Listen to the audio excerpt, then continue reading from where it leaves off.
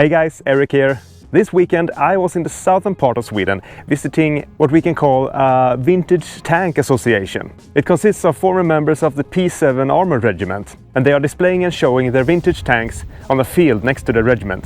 There I found an MTLB, or a PBV 401 as it was called in Swedish service. As some of you know, I did my conscription as a driver of the 401, and driving these things are an experience like no other.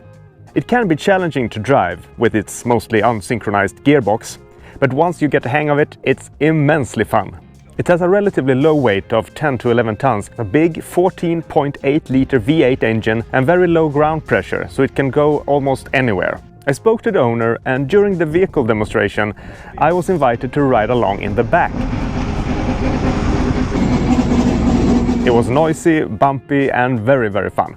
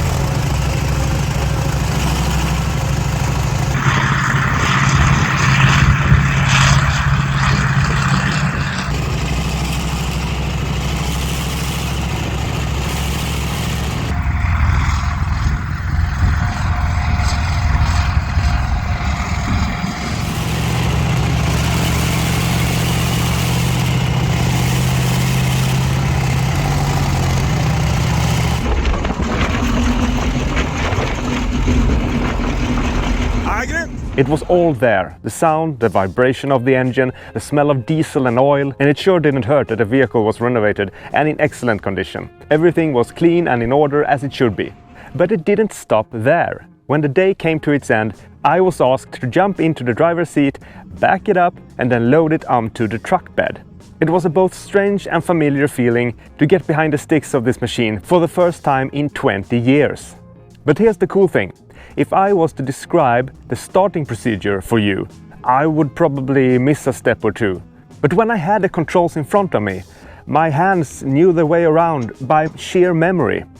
I found that if I stopped thinking of where the buttons and switches were, my hands actually knew it for me.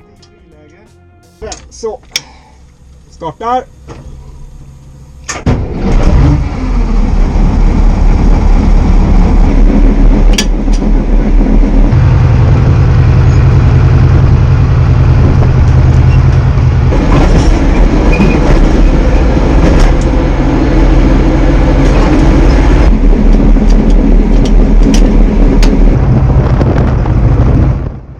As for example, when I was to shut the engine off, I tried to remember how it was done.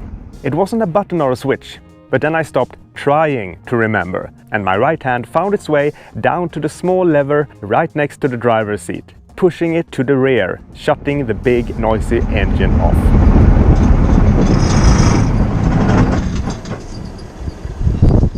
By that time I knew I could have taken this beast out for a real drive on the field, but just carefully lining it up and loading it onto the flatbed made this day an incredible day. It was an amazing experience and it sure brought back some memories.